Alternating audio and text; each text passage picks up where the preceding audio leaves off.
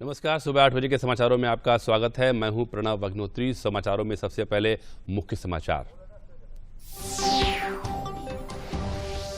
मुख्यमंत्री योगी आदित्यनाथ ने मथुरा में दुग्ध प्रसंस्करण डेयरी प्लांट का किया उद्घाटन। कहा, भारतीय नस्ल के गौवंश को सुरक्षित रखने के लिए प्रदेश में गौ संरक्षण बनेगा जन आंदोलन।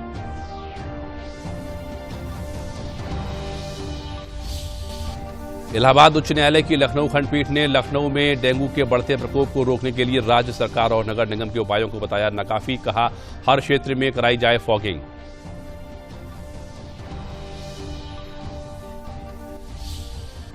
सूचना और प्रसारण मंत्रालय ने टीवी चैनलों के लिए अपलिंकिंग और डाउनलिंकिंग की नई गाइडलाइन की जारी। टीवी चैनलों के लिए रोजाना 30 मिनट राष्ट्रीय हित का प्रसारण करना होगा अनिवार्य।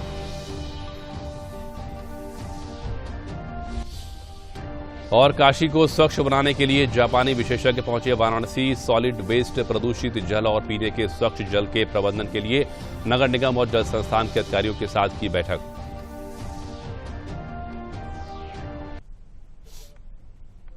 और अब समाचार विस्तार से। मुख्यमंत्री योगी आदित्यनाथ ने मथुरा के चौमुहा आंझई गांव में शुरू किए गए भक्ति वेदांत गुरुकुल और इंटरनेशनल स्कूल में दुग्ध प्रसंस्करण डेयरी प्लांट का उद्घाटन किया। मुख्यमंत्री ने अपने संबोधन में कहा कि उत्तर प्रदेश में भारतीय नस्ल के गौवंश को सुरक्षित बनाने के लिए गौ संरक्षण जन आंदोलन बनेगा। मुख्यमंत्री ने कहा कि उनकी सरकार योजनाबद्ध तरीके से प्रदेश में 9 लाख से अधिक गौवंश की देखभाल कर रही है। मुख्यमंत्री ने कहा कि हर गांव में महिलाओं के सहयोग से दुग्ध समितियों के गठन का काम तेजी से किया जा रहा है। उन्होंने कहा कि भारतीय नस्ल के गौवंश से न केवल दुग्ध पदार्थ बन रहे हैं बल्कि सीएनजी भी बनाई जा रही है। उन्होंने कहा कि बदायूं में गौमूत्र और गोबर से पेंट भी बन रहा है। उन्होंने कहा कि हमें अगर किसानों की आमदनी को बढ़ाना है तो दुग्ध से बने उत्पादों को प्राथमिकता देनी होगी। साथ ही भारतीय नस्ल के गौवंश सुरक्षित रहें, इसके लिए प्रयास भी किए जाने चाहिए।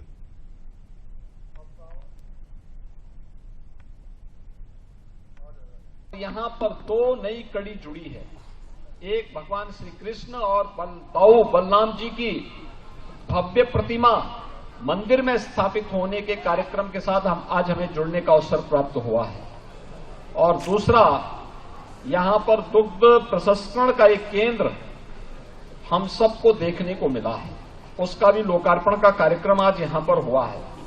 मेरा ये मानना है, मैं यहां पे गौशाला में भी गया हूं, मैंने देखा उन्नत नस्ल की भारतीय गोवंश यहां पर देखने को मुझे मिला है। भाइयों बहनों, अगर हमें अपने अन्नदाता किसानों की आमदनी को और पशुधन पशुपालकों की आमदनी को बढ़ानी होगी तो दुग्ध के साथ साथ दुग्ध से बने हुए उत्पाद को हमें प्राथमिकता देनी होगी। हम सब जानते हैं कि पहले तो भारतीय नस्ल का गोवंश उसकी उन्नत नस्ल आए, इस दिशा में कार्य करने की आवश्यकता है।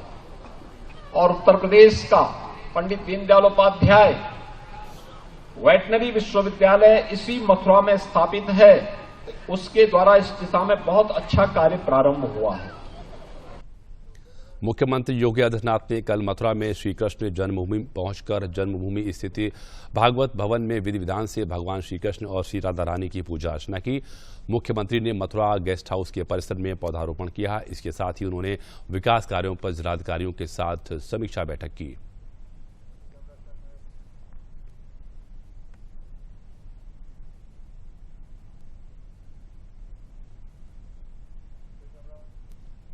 मुख्यमंत्री योगी आदित्यनाथ ने कल मथुरा में बने श्री कृष्ण बलराम मंदिर का अवलोकन किया और मंदिर का उद्घाटन किया। इस दौरान पुजारियों ने मुख्यमंत्री को पटका भेंट किया और मंदिर का चरणामृत भी दिया। इस दौरान उनके साथ मथुरा की सांसद हेमा मालिनी भी मौजूद रहीं।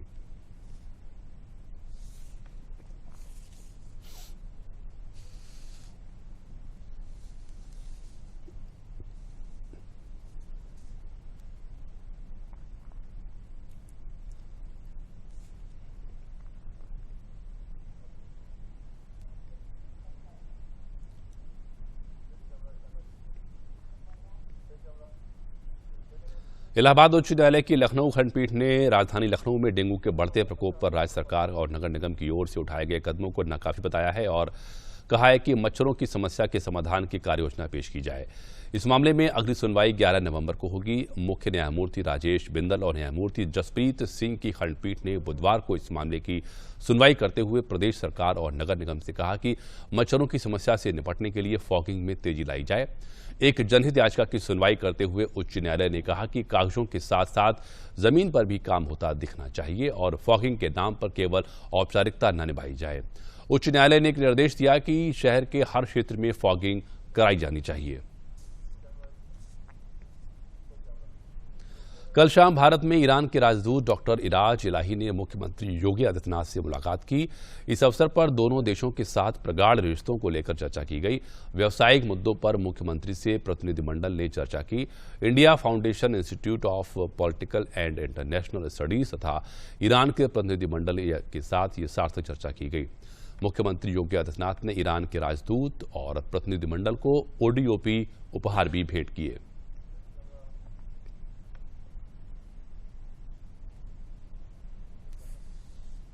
सूचना प्रसारण मंत्रालय ने टीवी चैनलों के लिए अपलिंकिंग और डाउनलिंकिंग की नई गाइडलाइन जारी की है। सूचना प्रसारण मंत्रालय के सचिव ने कहा कि 11 साल बाद नई गाइडलाइंस फिर से बनाई जा रही है। इसके तहत टीवी चैनल के लिए हर दिन 30 मिनट राष्ट्रीय और सार्वजनिक हित से जुड़ी सामग्री का प्रसारण करना अनिवार्य कर दिया गया है। नई गाइडलाइंस में अपलिंकिंग को सिंपल किया गया है, लाइव टेलीकास्ट को सिंप्लीफाई किया गया है। गाइडलाइन के तहत लाइव कवरेज इवेंट के लिए अब परमिशन की जरूरत नहीं पड़ेगी, सिर्फ प्री रजिस्ट्रेशन कराना होगा। डॉक्यूमेंट पहले से अपलोड करना होगा। ब्रॉडकास्ट सेवा पोर्टल पर सिर्फ सूचित करने से SD से HD या लैंग्वेज चेंज रिक्वेस्ट की जा सकती है। जैसे किसी चैनल को SD से HD करना है या अपनी लैंग्वेज बदलनी है तो इसको हमने सुचारू कर दिया है। इस पे अब जो है हमारे यहाँ परमिशन लेने की जरूरत नहीं है। लाइव जैसे टेलीकास्ट कई चैनल्स करते हैं उसको अब जो है हमारे यहाँ आके परमिशन की जरूरत नहीं, केवल रजिस्ट्रेशन से ही काम चल जाएगा। लिमिटेड लायबिलिटी कंपनीज हैं उनको हमने अलाउ किया है।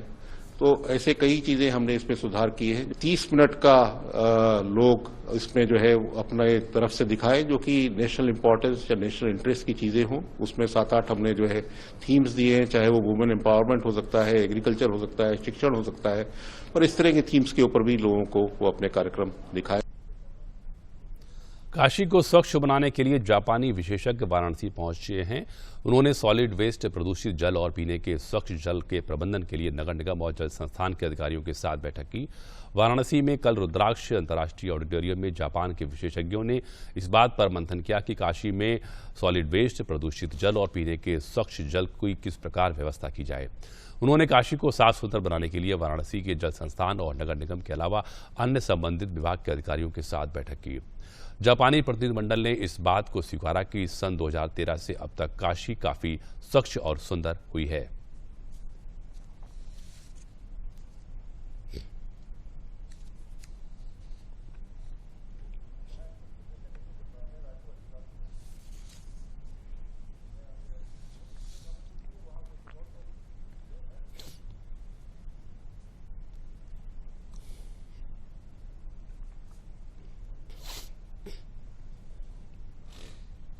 इसमें जापान के हमारे 3 सेक्टर्स हैं जिसमें सॉलिड वेस्ट है और वेस्ट वाटर है और पानी के एक्सपर्ट्स हैं, अलग अलग एक्सपर्ट्स हैं, और जो कि हमारे शहर में हमारे अधिकारियों के साथ मिलकर के काम कर रहे हैं क्लोजली, और वो ये डिसाइड कर रहे हैं कि आगे शहर में और क्या क्या बदलाव चाहिए शहर को और साफ सुथरा रखने के लिए।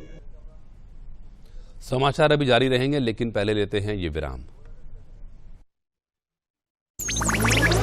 डिजिटल बैंकिंग का है जमाना, टाइम है बचाना। डिजिटल बैंकिंग है आसान, करो चाहे कोई भुगतान, एनी टाइम एनीवेयर, सेफ है, फास्ट है, हर पेमेंट उंगलियों पे सेट है। लेन देन के हैं ऑप्शंस कई, IMPS, NEFT, UPI भी। 24 घंटे करते ये काम, पेमेंट आसान और रहे आराम। RBI कहता है जानकार बनिए, सतर्क रहिए। नीति आयोग के आकांक्षी जनपद चित्रकूट में कृषि विकास के लिए मिशन सुनहरा कल के तहत 1 दिवसीय मास्टर ट्रेनर प्रशिक्षण कार्यक्रम का आयोजन किया गया, जिसमें सहायक कृषि अधिकारी, ब्लॉक स्तरीय कृषि अधिकारी सहित कई अधिकारियों ने भाग लिया। कार्यक्रम का उद्देश्य आकांक्षी जनपद में धान, ज्वार, गेहूं और चना की फसलों का उत्पादन बढ़ाने और कृषि को नई तकनीकी देना है। कार्यक्रम में बीज के उपचार से लेकर बुआई, फसल प्रबंधन और फसल कटाई भंडारण की जानकारी मास्टर ट्रेनरों को दी गई। इस जानकारी को मास्टर ट्रेनर अपने अपने क्षेत्र के किसानों के साथ साझा करेंगे।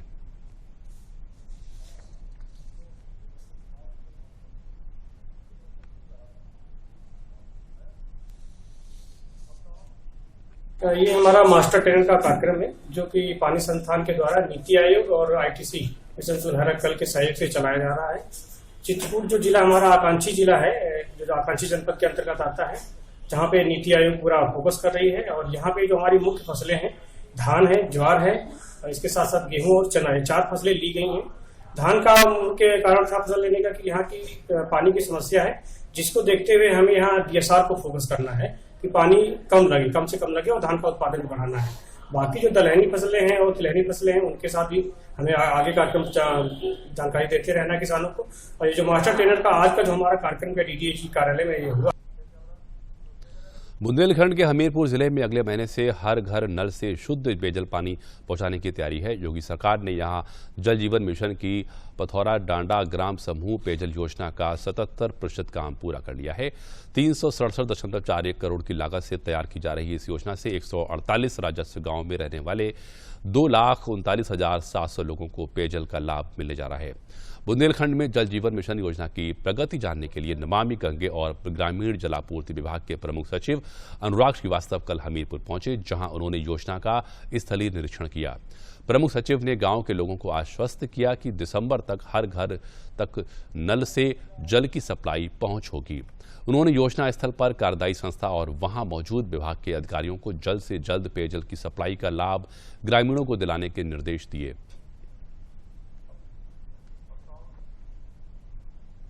जल जीवन मिशन है, इसमें माननीय प्रधानमंत्री जी और मुख्यमंत्री जी की अभिलाषा के अनुरूप पूरे बुंदेलखंड में सभी गांवों में घर घर जल पानी जाना है।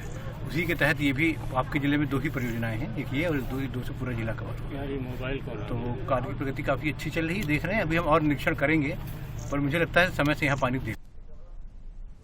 मऊ जिले में 71वीं उत्तर प्रदेश सीनियर स्टेट महिला और पुरुष वॉलीबॉल चैंपियनशिप 2022 का आयोजन किया गया, जिसका उद्घाटन भारतीय जनता पार्टी के राष्ट्रीय मंत्री और सांसद विनोद कुमार सोनकर ने किया। 5 दिनों तक चलने वाली इस प्रतियोगिता में प्रदेश के विभिन्न जनपदों, विश्वविद्यालयों, स्पोर्ट्स कॉलेजों और रेलवे आदि की लगभग 100 टीमें हिस्सा ले रही हैं। बुधवार को खेले गए पुरुष वर्ग के मैच में जाट रेजिमेंट ने देवरिया हॉस्टल जालौन ने गाजीपुर, अयोध्या ने संत कबीर नगर को पराजित किया। वहीं महिला वर्ग के मुकाबलों में प्रयागराज ने गाजीपुर, बांदा ने मैनपुरी तथा सिद्धार्थनगर ने अलीगढ़ को पराजित कर अपने विजय अभियान की शुरुआत की।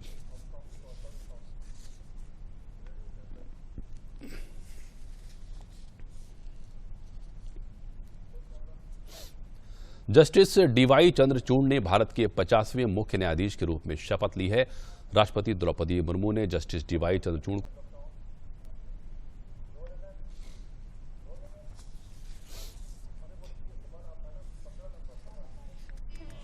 बुधवार को देश के 50वें प्रधान न्यायाधीश के तौर पर जस्टिस धनंजय यशवंत चंद्रचूड़ ने शपथ ली। राष्ट्रपति द्रौपदी मुर्मू ने जस्टिस चंद्रचूड़ को शपथ दिलाई। जस्टिस चंद्रचूड़ का कार्यकाल 2 साल का होगा और वो 10 नवंबर 2024 तक सुप्रीम कोर्ट के मुख्य न्यायाधीश के पद पर रहेंगे। मुख्य न्यायाधीश डीवाई चंद्रचूड़ ने शपथ लेने के बाद सुप्रीम कोर्ट परिसर में महात्मा गांधी की प्रतिमा पर श्रद्धांजलि अर्पित की। इस मौके पर उन्होंने कहा कि देश की सेवा करना उनकी प्राथमिकता है। अब आप आगे देखते रहिए, आज से हम सारे भारत के सारे नागरिकों के साथ बात करेंगे, चाहे टेक्नोलॉजी में हो, चाहे रजिस्ट्री के रिफॉर्म में हो, जुडिशल रिफॉर्म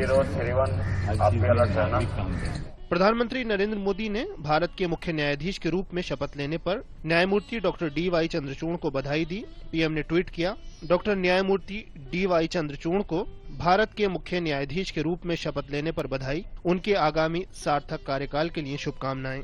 2016 में सुप्रीम कोर्ट से नियुक्ति से पहले justice DY Chandrachud Bombay high court में जज रहे हैं। वो इलाहाबाद हाई कोर्ट के मुख्य न्यायाधीश के पद पर भी काम कर चुके हैं। सुप्रीम कोर्ट में जस्टिस चंद्रचूड़ कई अहम फैसले देने वाली बेंचों का हिस्सा रहे हैं। इनमें अयोध्या भूमि विवाद, सबरीमाला मंदिर में महिलाओं का प्रवेश, निजता का अधिकार, आधार की संवैधानिक वैधता, समलैंगिकता को अपराध न मानना जैसे फैसले प्रमुख हैं।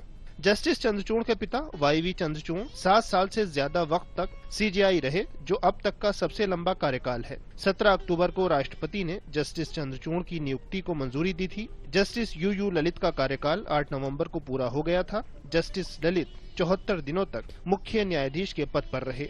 विकास सारथी की रिपोर्ट, डीडी न्यूज। ऑस्ट्रेलिया में खेले जा रहे T20 विश्व कप 2022 का दूसरा सेमीफाइनल मुकाबला भारत और इंग्लैंड के बीच आज एडिलेड के मैदान पर खेला जाएगा। यह पहला मौका होगा जब T20 विश्व कप में किसी नॉकआउट मैच में दोनों टीमें आमने सामने होंगी।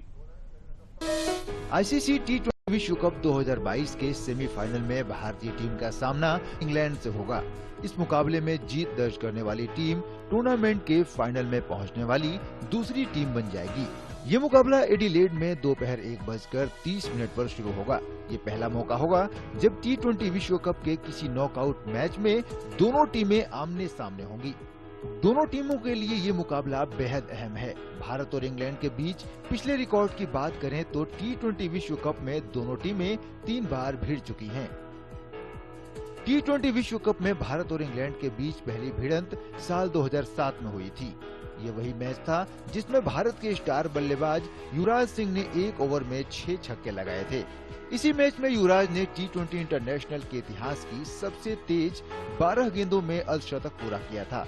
ये रिकॉर्ड अभी तक अटूट है। भारत ने ये मुकाबला 18 रनों से अपने नाम किया था। इसके बाद दोनों टीमें साल 2009 T20 विश्व कप में एक दूसरे से भिड़ी थी। इस मैच में भारतीय टीम को इंग्लैंड के हाथों 3 रनों से हार झेलनी पड़ी थी। फिर साल 2012 T20 विश्व कप में भारतीय टीम ने इंग्लैंड से 2009 में मिली हार का बदला लेते हुए 90 रनों से शानदार जीत अपने नाम की थी। इस मैच में रोहित शर्मा ने 55 रनों की शानदार पारी खेली थी। अब गुरुवार को खेले जाने वाले दूसरे सेमीफाइनल मुकाबले में भारत और इंग्लैंड T20 विश्व कप में 10 साल बाद आमने सामने होंगे। We do understand the dynamics of this T20 cricket. You just have to be good on that particular day, otherwise it's not good enough. But certainly the guys will have some confidence going into tomorrow's game. For us, in the back of our mind, yes, we can have that confidence knowing that we did pretty well against them. But tomorrow's game is going to be a fresh game. We just have to be good on that day in terms of our skills. We just need to be better than them. दोनों टीमों के बीच T20 विश्व cup में हुए मुकाबलों की बात करें तो टीम इंडिया का पलड़ा भारी रहा है। T20 विश्व कप में 3 में से 2 मौकों पर भारत ने अंग्रेजों को धूल चटाई है। इसके अलावा ओवरऑल T20 इंटरनेशनल में 22 बार दोनों टीमें भिड़ी हैं, जिसमें 12 बार जीत भारतीय टीम के नाम रही है और 10 बार इंग्लैंड को जीत मिली। ऐसे में T20 विश्व कप 2022 का दूसरे सेमीफाइनल में दोनों टीमों के बीच कड़ी टक्कर देखने को मिल सकती है। भारत के लिहाज से ये मुकाबला 15 साल के इंतजार को खत्म करने के लिए अहम है। वहीं इंग्लैंड की टीम भी भारत के लिए एडिलेड में मुसीबत खड़ी कर सकती है। वर्ल्ड कप से 2 कदम दूर टीम इंडिया की अगली भिड़ंत सेमीफाइनल में अब इंग्लैंड के खिलाफ है। विराट कोहली और सूर्य कुमार यादव की फॉर्म को आधार बनाया जाए और एडिलेड के रिकॉर्ड को आधार बनाया जाए तो भारतीय टीम इस मुकाबले को जीतने की प्रबल दावेदार मानी जा रही है। एडिलेड से कैमरामैन राकेश कुमार के साथ अभिषेक महाजन, डीडी न्यूज। जनपद शाहजहांपुर में 18 वर्ष की आयु पूरी करने वाले युवाओं के मतदाता सूची में अपना नाम दर्ज कराने के लिए मतदाता रजिस्ट्रेशन कार्यक्रम चलाया गया। गांधी फैजाम महाविद्यालय में छात्र छात्राओं ने लोगों को जागरूक करने के लिए एक नाटक का भी मंचन किया। कैसे आप एक वोट देश को सही दिशा देने में अपनी भूमिका अदा करता है, इस बारे में जागरूक किया गया। मतदाता सूची का प्रकाशन सभी विधानसभाओं में किया जा चुका है। सभी मतदाताओं का रजिस्ट्रेशन हो, इसके लिए काम किया जा रहा है। भारत निर्वाचन आयोग के निर्देशानुसार यह कार्यक्रम चलाया जा रहा है। 1 जनवरी 2023 से जिनकी आयु 18 वर्ष हो गई है, वो सभी लोग अपना नाम मतदाता सूची में दर्ज करा सकते हैं।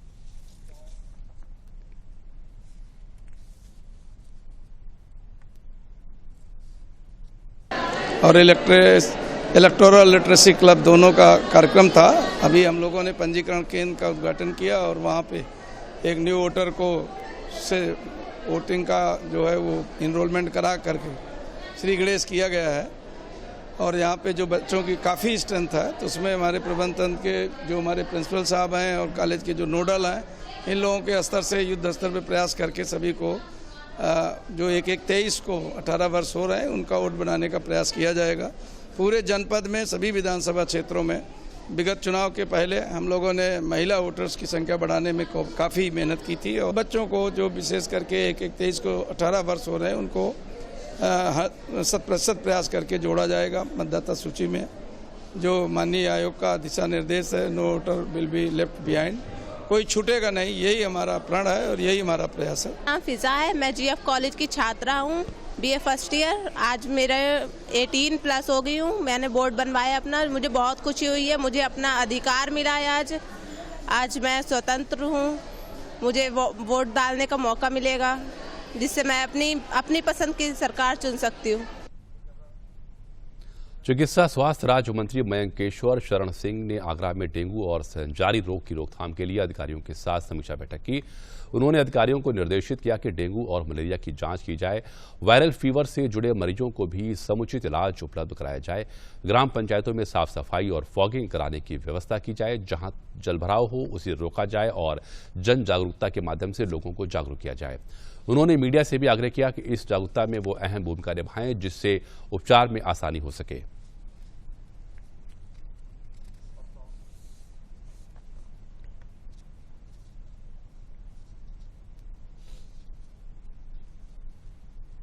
देखिए, आगरा में कोई बहुत ज़्यादा प्रॉब्लम नहीं है और मेरा खासकर मीडिया के लोगों से आपसे यही अनुरोध है कि पूरी तरीके से पूरे उत्तर प्रदेश में नियंत्रण में है।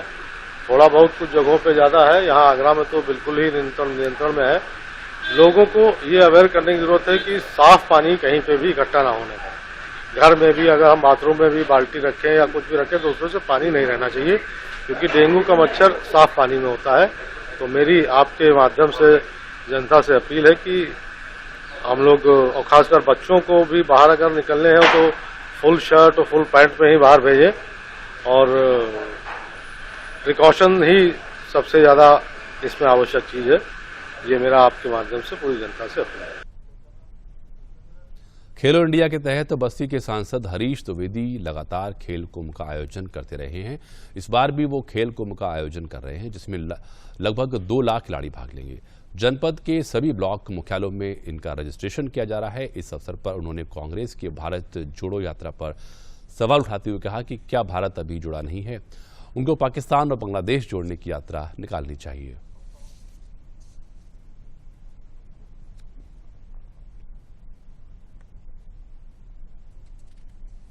ये कांग्रेस पार्टी ये बताएगी कि भारत जोड़ो यात्रा का उनका लक्ष्य क्या है, उद्देश्य क्या है। कि भारत, अगर वो भारत जोड़ो यात्रा कर रहे हैं इसके माने वो ये मानते हैं भारत जुड़ा नहीं है। अगर उनको जोड़ना था तो पाकिस्तान और बांग्लादेश को जोड़ने की यात्रा करते। तो कहीं कहीं कांग्रेस ही इस देश को ये मानती है कि देश जुड़ा नहीं है, विखंडित है। ये कांग्रेस की वो है। बाकी वो किस उद्देश्य को लेकर के यात्रा कर रहे हैं ये वही है।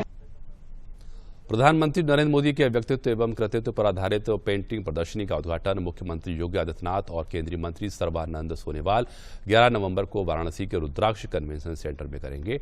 इस बात की जानकारी देते हुए काशी क्षेत्र के अध्यक्ष महेश चंद्र श्रीवास्तव ने दी। उन्होंने बताया कि प्रधानमंत्री के व्यक्तित्व और कृतित्व को कैनवास पर उतारा गया है। पेंटिंग प्रदर्शनी में कुल 55 पेंटिंग का प्रदर्शन किया जाएगा। यह आम जनमानस के लिए निःशुल्क देखने के लिए उपलब्ध रहेगा। इन पेंटिंग को अकबर नाम के पेंटर द्वारा तैयार किया गया है, जो कि प्रधानमंत्री नरेंद्र मोदी के लिए किए गए कार्यों को पेंटिंगों के माध्यम से प्रदर्शित करते रहते हैं। यह प्रदर्शनी 11 नवंबर से 17 नवंबर तक चलेगी। देश के प्रधानमंत्री आदरणीय मोदी जी के जीवन के सफर को एक गरीब व्यक्ति, एक चाय बेचने वाला व्यक्ति अपने साहसिक निर्णयों से आज देश के सर्वोच्च पद पर विराजमान है। ऐसे व्यक्ति के जीवन पर, मोदी स्टोरी पे, मन की बात पे और उनके लाइफ के स्केचेस का एक 55 पेंटिंग दुबई में रहने वाले मिस्टर अकबर खान साहब हैं, जिन्होंने इस पेंटिंग को बनाया है। उस पेंटिंग का प्रदर्शनी 11 तारीख को सुबह 10:30 बजे रुद्राक्ष कन्वेंशन सेंटर पर प्रदेश के यशस्वी मुख्यमंत्री आदरणीय योगी जी करेंगे और केंद्रीय आयुष मंत्री सर्बानंद सोनोवाल जी भी, दोनों लोग के द्वारा इस प्रदर्शनी का उद्घाटन होगा।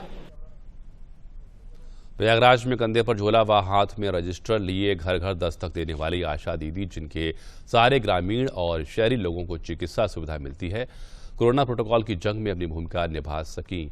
यह स्वास्थ्य कार्यकर्ता दुनिया में अपनी अलग पहचान बना चुकी है। इनके निष्ठा के साथ किए गए कर्तव्यों के कारण ग्लोबल हेल्थ लीडर अवार्ड से प्रयागराज की 2 आशा बहनों को सम्मानित किया जा रहा है। उनके उत्कृष्ट कार्य के लिए उन्हें जो सम्मान मिल रहा है उसके प्रयागराज का स्वास्थ्य विभाग भी प्रसन्न है। यह आशा कार्यकर्ता भी प्रसन्न है और कह रही हैं कि इनका सम्मान और जनता में भरोसा दोनों बढ़ा है। महिलाएं भी स्वास्थ्य मुद्दों पर इनसे खुलकर बात करती हैं। इन आशा कार्यकर्ताओं को आयुष्मान भारत योजना के तहत लाभ दिया जाएगा, जिससे यह परिवार की चिंताओं से मुक्त होकर कार्य कर सकें। आशाओं की नियुक्ति जब हुई, 1000 आबादी पे एक आशा रखने का प्रावधान था। वहाँ के प्रधान और अधीक्षक द्वारा मिलकर के इनका चयन किया गया और चयन में विशेष ध्यान दिया गया कि उस एरिया में रहने वाली पढ़ी लिखी या तो बहुआं हो या बेटियां हों, जो दूसरे के घर जा करके उनके स्वास्थ्य संबंधी सभी सूचनाएं दे सकें और उनकी मदद कर सकें। इसलिए प्रयागराज में यहाँ पे आशाओं ने बहुत अच्छा कार्य किया और जो इस समय global health leader award WHO दिया जा रहा है, उसमें हमारे यहाँ 2 आशाओं का चयन हुआ है। हमारे नगरीय प्राथमिक स्वास्थ्य केंद्र में कई सारी आशाएं कार्य करती हैं। हमारा कार्य क्षेत्र यहाँ से लेकर के सिविल लाइंस तक है और हमारे यहाँ 9 आशाएं हैं। सभी अपने अपने फील्ड में बच्चों को बुला करके वहाँ पर ANM के माध्यम से टीकाकरण करवाती हैं। पहले ड्यू लिस्ट बनाती हैं, देखती हैं कौन से बच्चे किस टीकाकरण के लिए ड्यू हैं। उसके बाद ANM बहन जी वहाँ पर वैक्सीन ले जा करके और बच्चों को वैक्सीनेट करती हैं। हम लोग टीकाकरण पर ही काम करते हैं। अपने फील्ड के जितने लोग हैं सबका टाइम पे बच्चों का टीका लगवाना, बड़ों का लगवाना। तो पहले हमारे फील्ड में ऐसा था कि कोई टीका नहीं लगवाता था, ना बच्चों का लगवाता था ना बड़ों का लगवाता था।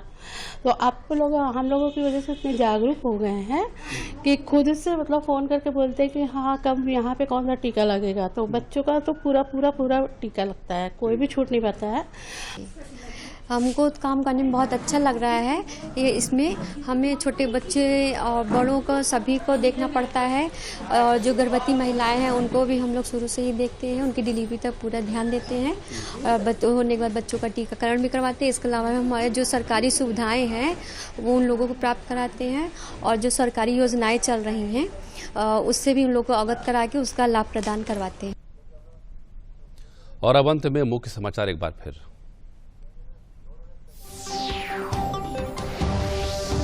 मुख्यमंत्री योगी आदित्यनाथ ने मथुरा में दुग्ध प्रसंस्करण डेयरी प्लांट का किया उद्घाटन। कहा भारतीय नस्ल के गौवंश को सुरक्षित रखने के लिए प्रदेश में गौ संरक्षण बनेगा जन आंदोलन।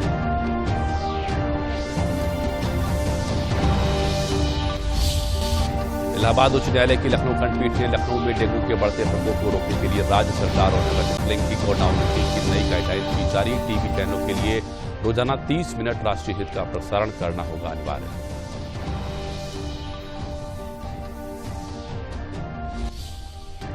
और काशी को स्वच्छ बनाने के लिए जापानी विशेषज्ञ पहुंचे वाराणसी। सॉलिड वेस्ट, प्रदूषित जल और पीने के स्वच्छ जल के प्रबंधन के लिए नगर निगम और जल संस्थान के अधिकारियों के साथ की बैठक।